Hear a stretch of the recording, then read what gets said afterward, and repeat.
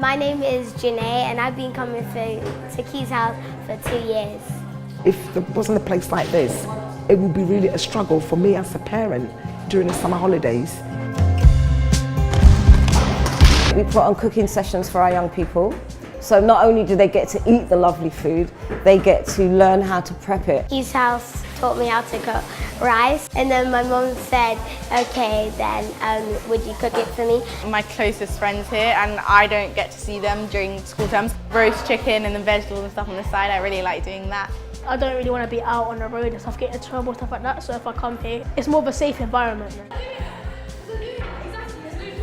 From the FareShare organisation, we're getting bundles and bundles and copious amounts of food, which not only benefits them, but it benefits their families, benefits their friends, and benefits the whole wider community.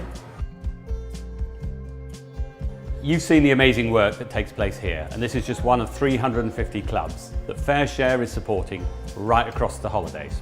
We're feeding 50,000 children every single week, and that's why our Activate programme really needs your help. We need your donations. And with your support, we are able to supply yummy, fantastic food like this right through the holidays. Thank you.